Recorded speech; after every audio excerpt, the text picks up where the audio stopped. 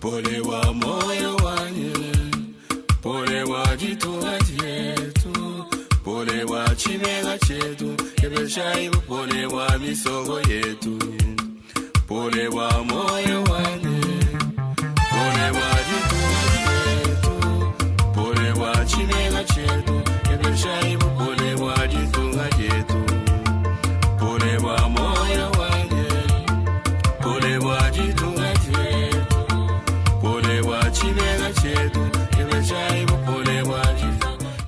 Très chers frères bien-aimés, Shalom.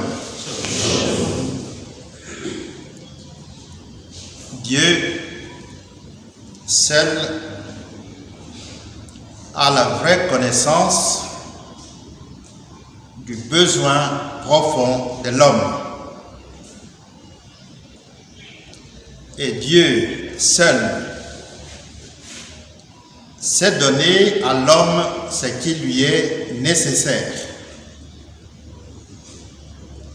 Très souvent, nous ne savons pas discerner exactement ce dont nous avons besoin. Et nous ne savons pas très souvent aussi demander exactement à Dieu ce qu'il nous faut. En outre, il est certain que Dieu ne peut pas ouvrir largement les portes de ses dons quand nos demandes s'enferment sur elles-mêmes de façon égoïste. C'est-à-dire, quand nos demandes n'ont pas aussi d'impact positif sur la vie des autres et sur la vie de la société. Dans la première lecture, le premier livre des rois nous parle de Salomon qui a succédé à son père David. Nous nous situons ici à une époque très ancienne. C'est entre 973 et 933 avant Jésus-Christ que Salomon est au pouvoir. Si on peut faire un peu de calcul, nous nous rendrons compte que Salomon est resté au pouvoir pendant 40 ans. La lecture, cette première lecture, circonscrit la première grande cérémonie du règne de Salomon. Fraîchement couronné donc, Salomon se rendra au sanctuaire de Gabaon, aux environs de Jérusalem, pour y offrir un sacrifice en action de grâce au Seigneur. Et frères bien-aimés, n'oublions surtout pas que l'accession de Salomon au trône avait été émaillée de péripéties peu vertueuses. Il y a eu beaucoup d'intrigues politiques, voire même des assassinats. Conscient de tout cela et parvenu au trône, Salomon sait que maintenant, il faut régner,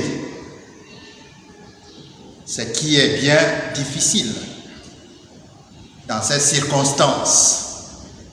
Nous en avons l'expérience.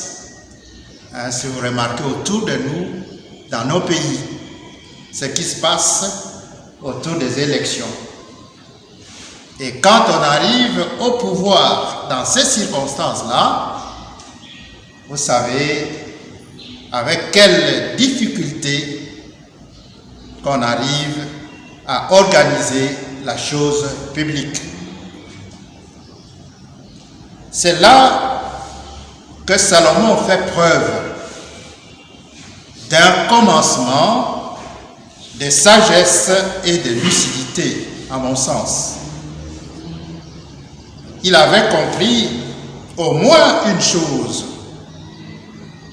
c'est que la sagesse est le bien le plus précieux au monde. La sagesse est comme le trésor découvert. Elle est comme la perle précieuse dont nous parle saint Matthieu dans l'évangile de ce 17e dimanche du temps ordinaire. Salomon a compris que c'est Dieu seul qui détient les mots de passe. Aujourd'hui, on parle en termes électroniques, termes informatiques, on parle des mots de passe.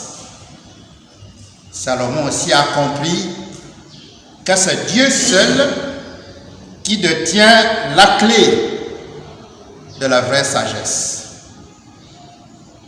Ainsi, mes frères, se justifie le sens de sa prière au sanctuaire de Gabaon quand Dieu lui apparaît en songe pour lui demander ce qu'il doit lui donner. Je reprends ici les mots de Salomon que nous avons entendus dans la première lecture. Je suis un jeune homme, incapable de diriger. Donne à ton serviteur un cœur attentif pour qu'il sache gouverner ton peuple et discerner le bien et le mal. Comment, dit Salomon, sans cela, gouverner ton peuple qui est si important. Fin des paroles de Salomon. Dans ces paroles, nous pouvons lire ou interpréter le sens d'une prière humble, une prière confiante de ce jeune roi qui ne demande pas de rester éternellement au pouvoir comme font tous les dictateurs dans ce monde. Salomon ne demande pas la richesse non plus, ni l'anéantissement de ses adversaires politiques. C'est la sagesse et le discernement, c'est-à-dire l'art d'être attentif et de gouverner que Salomon a demandé au Seigneur.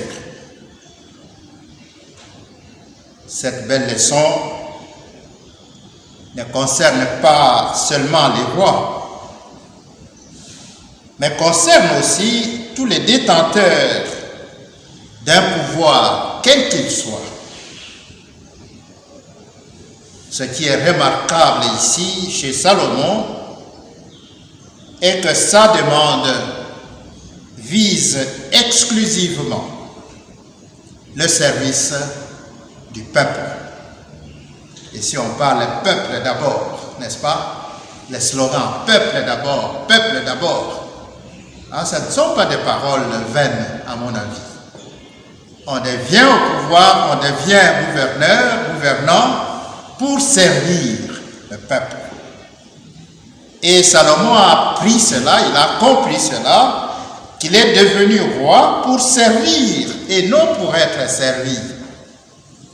À l'époque, nous avions connu un président, et c'est dans son parti politique L'idéologie était bonne. Un père égal, servir. Se servir, non. Vous ne l'avez pas connu, vous êtes jeune. Nous avions connu un parti politique unique dans ce pays qui s'appelait Mouvement populaire de la Révolution, MPR. Et le slogan de ce MPR, c'était cela: un père égale servir et non se servir. Mais c'est le contraire qui se faisait. Des mots vides. C'est ce que nous rencontrons aussi dans les réalités politiques, dans les réalités sociales. Il faut des capacités nécessaires pour exercer la mission que Dieu a confiée à Salomon. C'est pourquoi Salomon s'est confié humblement, honnêtement, vers ce Seigneur. Bien certes, nous le savons, Salomon n'était pas un grand saint devant le Seigneur, mais son humilité l'a pleinement comblé. Et grâce à cela, Dieu peut continuer à donner et à pardonner, quel que soit notre passé, si peu vertueux soit-il. Le pardon de Dieu est le don qui passe par-dessus toutes les offenses. Dieu ne tient pas compte des offenses quand il pardonne. C'est ainsi, nous parlons du pardon, c'est-à-dire don qui va au-delà même de nos demandes. Perdare en latin, donner au-delà. Et Dieu nous donne toujours au-delà de nos demandes. Voilà ce qu'il a fait pour son serviteur, l'humble roi Salomon. Il existe un lien logique très étroit entre cette première lecture et l'Évangile. Les paraboles que Jésus emploie dans cet Évangile sont analogiques au règne de Dieu. Ce règne de Dieu, nous dit saint Matthieu dans l'Évangile, est comme ce trésor caché qu'un laboureur découvre dans un champ qui ne lui appartient pas. Ce règne de Dieu, Matthieu nous dit, est également comparable à cette perle jolie, fine, sur laquelle un négociant est tombé. Ces deux personnes, les laboureurs et les négociants, qui ont fait ces belles découvertes, vont vendre tout ce qu'ils possèdent. Les laboureurs pour devenir propriétaires du champ et les négociants pour acheter la perle. Le point culminant que nous avons à retenir dans ces paraboles, c'est l'affaire de choix. Il y a un choix à faire entre les trésors enfouis dans le champ et ce que le laboureur possédait jusque-là. Il doit faire le choix. Ce qu'il a possédé antérieurement et ce qu'il vient de découvrir dans le champ. Il y a aussi un choix à opérer entre la perle que le négociant a trouvée, cette perle fine, et ce que les négociants possédaient jusque-là. Donc c'est cette affaire de choix qui s'illustre dans cette ou dans ces paraboles que nous avons entendues tout à l'heure dans l'Évangile. La leçon est claire. Comme Salomon, qui avait fait le choix de la sagesse et du discernement en refusant la richesse et les autres biens de ce monde, recevoir la bonne nouvelle du royaume de Dieu exige aussi un choix et mérite de sacrifier plutôt tous les restes pour acquérir ce royaume des cieux. Et grâce à la joie que procure cette découverte du trésor et de la perle, le renoncement peut devenir possible. Loué soit Jésus-Christ.